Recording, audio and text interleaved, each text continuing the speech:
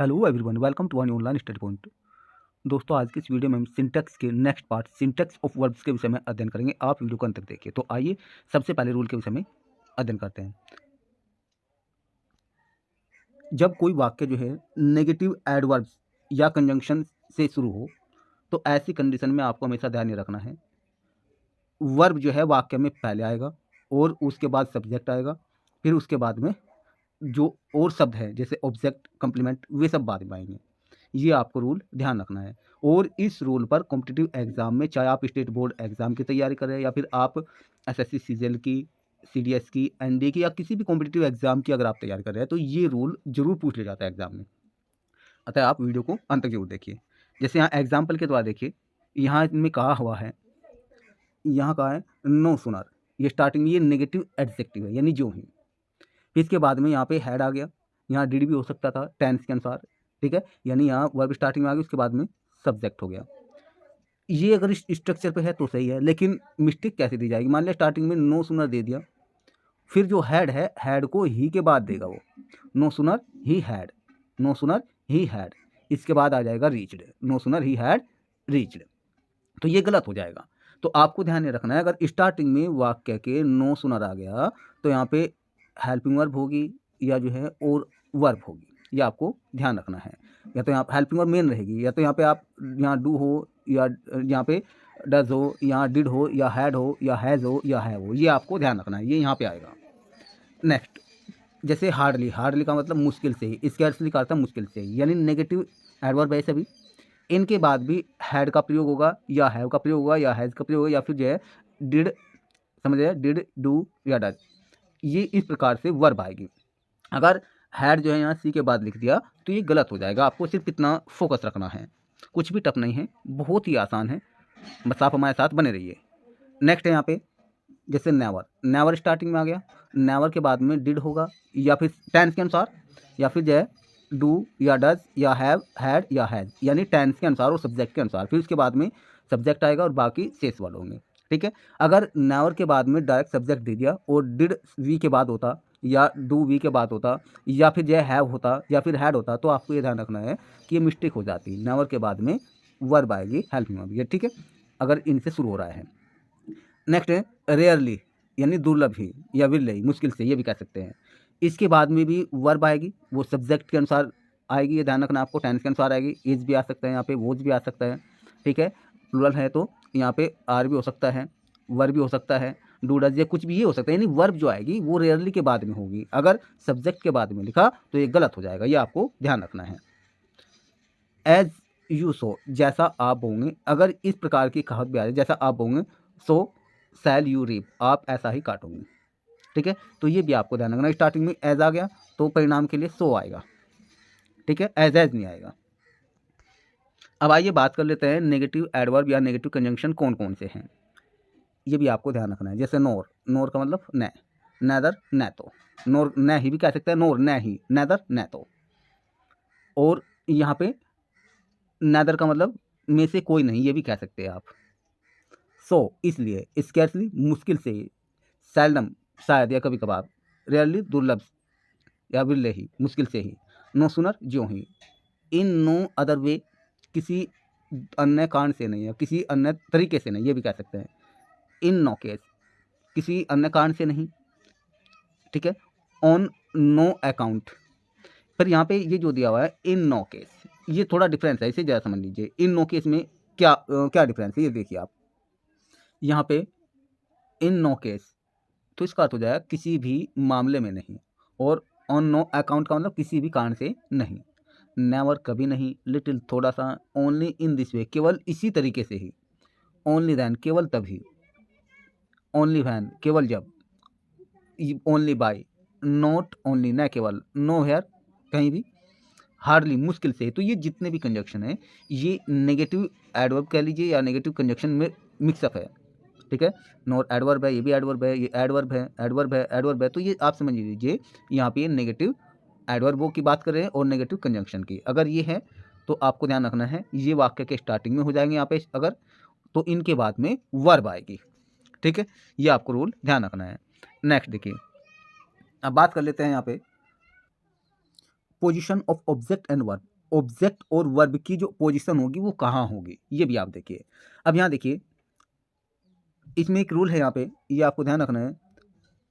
यदि आकार में इनडायरेक्ट ऑब्जेक्ट, जिसे आप सजीव कर्म कहेंगे, इनडायरेक्ट ऑब्जेक्ट कोई नाम भी हो सकता है किसी व्यक्ति का, ठीक है, या फिर जो है आप यहाँ भी यहाँ ध्यान रखिए, जैसे हिम है, हर है, देम है, यू है, और इसी तरह अस, ये सभी इनडायरेक्ट ऑब्जेक्ट में आते हैं, ठीक है। नेक्स्ट है फिर डायरेक्ट ऑब्जेक्ट, ये है निर्जीव कर्म, कोई भी निर्जीव वस्तु, ये डायरेक्ट ऑब्जेक्ट कहलाते हैं। अब यहाँ का यदि आकार में इनडायरेक्ट ऑब्जेक्ट जो है डायरेक्ट ऑब्जेक्ट से बड़ा हो, तो ऐसी कंडीशन में आप क्या करेंगे, ऐसी कंडीशन में सब्जेक्ट के बाद वर्ब का प्रयोग करके जो डायरेक्ट ऑब्जेक्ट है वो पहले आएगा और जो इनडायरेक्ट ऑब्जेक्ट है वो बाद में आएगा। यानी सब्जेक्ट के बाद में वर्ब का प्रयोग करेंगे, फिर डायरेक्ट ऑब्जेक्ट लिखेंगे और उसके बाद में इनडायरेक्ट ऑब्जेक्ट आएंगे। क्यों? क्योंकि इनडायरेक्ट ऑब्जेक्ट जो है डायरेक्ट ऑब्जेक्ट से बड़ा है आकार में। वो देखिए एग्जाम्पल के द्वारा आप समझेंगे, आप हमारे साथ बने रहिए। यदि दोस्तों आपने वीडियो को अभी तक लाइक नहीं किया है तो आप लाइक जरूर कर दीजिए, आपकी एक लाइक से हमें और भी अच्छा करने का मोटिवेशन मिलता है। और आप चैनल को सब्सक्राइब जरूर कर लीजिए ताकि आने वाली हर एक वीडियो का नोटिफिकेशन आपको समय से मिल जाए। इस एग्जाम्पल के द्वारा देखिए, यहाँ पे कहा है the teacher has given a pen, यानी अध्यापक ने पेन दिया है टू एवरी स्टूडेंट, प्रत्येक विद्यार्थी को, ऑफ माई क्लास, मेरी कक्षा के। अब यहाँ देखिए, यहाँ अध्यापक ने मेरी कक्षा के प्रत्येक विद्यार्थी को एक एक पेन दिया है, इसमें ये कहा गया है। यहाँ अपेन जो है हमारा, अपेन ये डायरेक्ट ऑब्जेक्ट है, छोटा है, और ये जो है every student of my class, मेरी कक्षा के प्रत्येक विद्यार्थी, ये बड़ा ऑब्जेक्ट है और ये इनडायरेक्ट है। तो इसलिए ऐसी कंडीशन में क्या किया है, ये तो सब्जेक्ट हो गया, ये यहाँ पे वर्ब पोर्शन हो गया, इसके बाद में डायरेक्ट ऑब्जेक्ट आएगा, फिर जो है इनडायरेक्ट ऑब्जेक्ट आएगा प्रीपोजिशन टू या फॉर का प्रयोग करके। ये भी आपको ध्यान रखना है। टू कहाँ प्रयोग होगा, जब किसी के लिए कोई चीज़, मतलब किसी के लिए ला रहे हैं या किसी के लिए कोई काम किया जा रहा है, तब फॉर का प्रयोग करते हैं। और सामान्य अर्थ में अगर किसी को कुछ दिया जा रहा है, ठीक है भाई, तो वहाँ टू का प्रयोग करते हैं। तो ये कंडीशन आपको ध्यान रखनी है। अब यहाँ पे every student of my class, ये इनडायरेक्ट ऑब्जेक्ट है, इसलिए बाद में आया है। अगर ये सेंटेंस एग्जाम में आ जाए तो मिस्टेक क्या होगी, यहाँ पे दे द टीचर हैज़ गिवन, फिर दे the every student of my class a pen, ऐसे दे, जो ये गलत हो जाएगा। तो आपको सिर्फ ये रूल फॉलो करना है, सब्जेक्ट होगा, वर्ब होगी, फिर हमारा डायरेक्ट ऑब्जेक्ट होगा और उसके बाद में इनडायरेक्ट ऑब्जेक्ट आएगा। जैसे यहाँ पे नेक्स्ट एग्जांपल है, my friend taught English to every boy of our team, मेरे मित्र ने हमारी टीम के प्रत्येक लड़के को अंग्रेजी सिखाई। अब यहाँ देखिए, इंग्लिश तो जो है ये हमारा डायरेक्ट ऑब्जेक्ट है, निर्जीव कर्म है, और every boy of our team ये हमारा इनडायरेक्ट ऑब्जेक्ट है। Every boy of our team ये हमारा इनडायरेक्ट ऑब्जेक्ट है। तो इसमें क्या हुआ, ऐसी कंडीशन में ये हमारा बड़ा ऑब्जेक्ट है डायरेक्ट ऑब्जेक्ट से, ये इसलिए हमें बाद में लिखा है रूल के अनुसार, ये आपको ध्यान रखना है। नेक्स्ट रूल देखिए, यहाँ नेक्स्ट रूल में कहा है दो या दो से अधिक इनडायरेक्ट ऑब्जेक्ट में से अगर किसी पर भी जोर देने के लिए वर्ब के बाद जो है डायरेक्ट ऑब्जेक्ट का प्रयोग होता है, ये आपको ध्यान रखना है। यानी दो या दो से ज़्यादा इनडायरेक्ट ऑब्जेक्ट है और उन इनडायरेक्ट ऑब्जेक्ट में किसी एक पर जोर देना है, तो ऐसी कंडीशन में आपको ध्यान रखना है वर्ब के बाद में आप डायरेक्ट ऑब्जेक्ट लिखेंगे, यानी निर्जीव कर्म लिखेंगे। जैसे एग्जाम्पल के द्वारा देखें, यहाँ पे मैं एग्जाम्पल में क्या कहा है, they gave the car to him not to my friend. अब यानी उन्होंने कार उसे दी, न कि मेरे मित्र को, उन्होंने कार उसे दी न कि मेरे मित्र को। अब यहाँ पे देखिए ऑब्जेक्ट कितने हो गए, एक तो यहाँ कार ऑब्जेक्ट है, एक यहाँ हिम ऑब्जेक्ट है, एक हमारा माय फ्रेंड ये ऑब्जेक्ट है, तीन ऑब्जेक्ट हो गए। अब यहाँ जो बात की जा रही है किसी एक पर जोर दिया जा रहा है, किस पर, यानी कार जो है ये तो हमारा डायरेक्ट ऑब्जेक्ट स्टार्टिंग में आ गया, ठीक है, ये तो स्टार्टिंग में आ गया रूल के अनुसार। तो फिर जो है यहाँ पे हिम, इस पर जोर देने की बात की जा रही है, यानी इसको कार दी गई है, तो यहाँ पे टू आया है, फिर कोमा आ गया इसके बाद में, फिर लिखा नॉट टू माई फ्रेंड, यानी मेरे मित्र को नहीं। तो यहाँ कार देने की बात किसे की जा रही है, कार देने की बात की जा रही है हिम को, किसे की जा रही है, हिम को। तो इसलिए यहाँ पे इस पर जोर दिया गया है, और नोट टू माय फ्रेंड जो है इन पर जोर नहीं दिया गया है। यहाँ पे द कार ये स्टार्टिंग में आ गया, डायरेक्ट ऑब्जेक्ट है, ये रूल था हमारा यहाँ पे। नेक्स्ट रूल देखिए, इसमें एग्जाम में क्या मिस्टेक दी जा सकती है अगर इस टाइप के क्वेश्चन आता है, तो ये जो है नोट टू माय फ्रेंड ये स्टार्टिंग में देगा और हिम जो है ये बाद में आ जाएगा, तो ये गलत हो जाएगा। सिर्फ इतना ही फंड आपको ध्यान रखना है। यहाँ पे कार के स्थान पे हिम दे देगा, फिर द कार बाद में लिख देगा और बाद में नोट टू माय फ्रेंड, ये ऐसे भी गलती दे सकता है एग्जामिनर।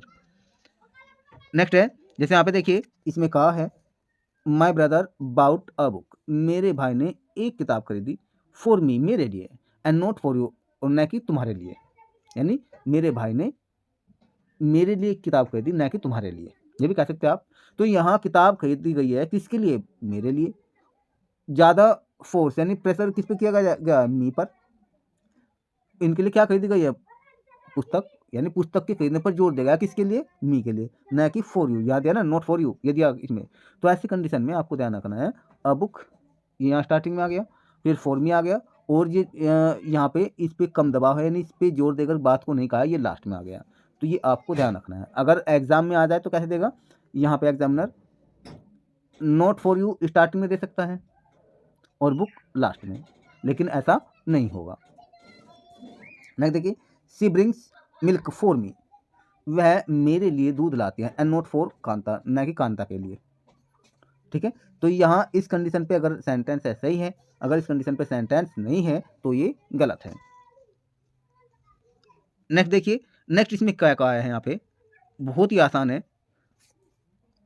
इनडायरेक्ट ऑब्जेक्ट पहले आ गया और इसके बाद में डायरेक्ट ऑब्जेक्ट नॉर्मल अर्थ में, तो इनके बीच में प्रीपोजिशन फॉर या टू का प्रयोग नहीं होता है। जैसे यहाँ पे he gave me a pen, यहाँ इनडायरेक्ट ऑब्जेक्ट मी पहले आ गया और अ पेन डायरेक्ट ऑब्जेक्ट बाद में आया, तो इनके बीच में प्रीपोजिशन टू या फॉर नहीं आएगा, ये आपको ध्यान रखना है। हरीश सेंट मी अ मेल, नहीं यहाँ पे ऐसी कंडीशन में, ये तो वर्ब तो आ गया यहाँ पे, ठीक है, वर्ब के बाद में यहाँ पे इनडायरेक्ट ऑब्जेक्ट हो गया, फिर हमारा डायरेक्ट ऑब्जेक्ट हो गया, समझ रहे हैं आप। अगर इस स्ट्रक्चर पर सेंटेंस आया तो गलत नहीं होगा, सही है। अगर इस स्ट्रक्चर पे नहीं है तो ये गलत हो जाएगा। उसके लिए एक्सेप्शन बात थोड़ा क्या है, लेकिन ये ध्यान, अगर डायरेक्ट ऑब्जेक्ट पहले आ गया और बाद में लिख रहे हैं हम इनडायरेक्ट ऑब्जेक्ट, तो ऐसी कंडीशन में इनके बीच में टू या फोर का प्रयोग करेंगे, यह भी आपको ध्यान रखना है। जैसे यहाँ कहा है ही गेव अ पेन, उसने दी एक पेन, किसे दी, टू मी, मुझे, उसने मुझे एक पेन दी, तो यहाँ अ पेन डायरेक्ट ऑब्जेक्ट स्टार्टिंग में आ गया। तो यहाँ देखिए अ पेन डायरेक्ट ऑब्जेक्ट स्टार्टिंग में आ गया, मी बाद में आया है, क्योंकि इसे पेन दी गई है, इसके लिए कुछ क्या नहीं, इसे डायरेक्ट इसे पेन दी गई है, तो यहाँ टू आ गया। ठीक है, अब जैसे दे बाउट ए कार, उन्होंने खरीदी एक कार, फॉर हिम उसके लिए, यानी डायरेक्ट नहीं, तो उन्होंने कार खरीदी है किसके लिए, उसके लिए, तो इसलिए यहाँ फोर आया, के वास्ते, के लिए, के अर्थ के लिए, क्योंकि ये कार स्टार्टिंग में आ गया। ठीक है, ये डायरेक्ट ऑब्जेक्ट है, इनडायरेक्ट ऑब्जेक्ट बाद में, इनके बीच में फोर आ गया, तो ये आपको ध्यान रखना है। ऐसे ये है my brother purchased a watch for my younger sister, तो ये भी इस प्रकार आपको ये रूल ध्यान रखना है। एग्जाम में अगर मान लिया पेन स्टार्टिंग में दे दिया, मी बाद में, इनके बीच में टू या फोर नहीं दिया जाएगा, तो ये आपको ध्यान रखना है, तो गलत हो जाएगा। नेक्स्ट रूल देखिए, यहाँ जो है कहा है कुछ क्रियाएं जो है ऐसे हैं जिनमें ऑब्जेक्ट के अलावा कंप्लीमेंट होना बहुत जरूरी है। अगर कंप्लीमेंट नहीं है तो जो है वो सेंटेंस का अर्थ जो है कंप्लीट नहीं होगा। जैसे यहाँ पे दिया है फाइंड पाना है, इलेक्ट चुनना है, कॉल बुलाना पुकारना, मेक बनाना, सेलेक्ट छांटना चुनना, नेम नाम रखना, कंसिडर समझना, चूज चुनना, थिंक सोचना आदि, ये सभी जितनी भी क्रियाएं हैं इनके साथ में कॉम्प्लीमेंट का होना यानी पूरक का होना जरूरी है। जैसे दे मेड हर, उन्होंने उसे बनाया, अगर ये कहे उन्होंने उसे बनाया तो इसका अर्थ तो नहीं बना, इसका अर्थ तो निकला पूरा, तो इसका पूरा अर्थ करने के लिए यहाँ पे कैप्टन लिखा, मॉनिटर लिखा, ठीक है, कुछ ये ऐसे लिख सकते हैं, तो यानी इसके अर्थ को पूरा करने के लिए कॉम्प्लीमेंट होना जरूरी है, यहाँ कैप्टन कॉम्प्लीमेंट है, समझ रहे हैं आप। नेक्स्ट है वी इलेक्टेड हिम, हमने उसे चुना, अब यहाँ उसे चुना, पता तो नहीं क्या चुना, लेकिन चुना है क्या, मॉनिटर चुना है या कैप्टन चुना है, प्रेसिडेंट चुना है, वाइस प्रेसिडेंट चुना है, प्रिंसिपल चुना है, टीचर चुना है, तो ये भी आपको यानी कॉम्प्लीमेंट होना जरूरी है, इसका जो है कॉम्प्लीमेंट होना जरूरी है। तो यहाँ प्रेसिडेंट क्या कॉम्प्लीमेंट है। तो ये जितनी भी वर्ब है हमने यहाँ मेन ली है, और भी बहुत सारी वर्ब है, इनके साथ में यानी सेंटेंस में ये ध्यान रखना है ऑब्जेक्ट जो होगा, ऑब्जेक्ट जो हमारा इनडायरेक्ट ऑब्जेक्ट है, इनके साथ में जो है फिर हमारा कॉम्प्लीमेंट होना बहुत जरूरी है। अगर कॉम्प्लीमेंट नहीं है तो सेंटेंस का अर्थ पूरा नहीं होगा। जैसे आई थॉट यू, मैंने तुम्हें सोचा, क्या सोचा आप भाई? चोर सोचा, या फिर नेक इंसान सोचा, भला व्यक्ति सोचा, डॉक्टर सोचा, इंजीनियर सोचा, ठीक है, या वाइस प्रेसिडेंट सोचा, क्या सोचा है?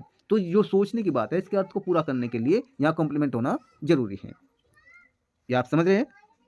नेक्स्ट रूल देखिए, यहाँ पे नेक्स्ट रूल में क्या कहा है, यहाँ जो है जो ट्रांजिटिव वर्ब यानी जिनमें ऑब्जेक्ट होना जरूरी है, उनमें दो ऑब्जेक्ट आते हैं। जैसे ब्रिंग, ये वर्ब जो है ये ट्रांजिटिव वर्ब है, इनमें दो ऑब्जेक्ट आते हैं ब्रिंग के साथ में, यानी लाना, पे चुकाना, आस्क पूछना, प्रोमिस वायदा करना, एलो अनुमति देना, और ऋणी होना, मेक बनाना, टीच सिखाना, आंसर उत्तर देना, ऑफर प्रदान करना, शो दिखाना, सैंड भेजना, अपॉइंट नियुक्त करना। तो जितने भी यहाँ पे सभी वर्ब दी हुई है, इनके साथ में दो ऑब्जेक्ट आते हैं। एग्जाम्पल के द्वारा देखिए, यहाँ एग्जाम्पल देखिए, जैसे यहाँ पे कहा सी टॉट मी, उन्होंने मुझे सिखाया इंग्लिश, उन्होंने मुझे इंग्लिश सिखाई। अब यहाँ क्या कहा है, यानी ये दो ऑब्जेक्ट लेते हैं नॉर्मल रूप से, आमतौर पर।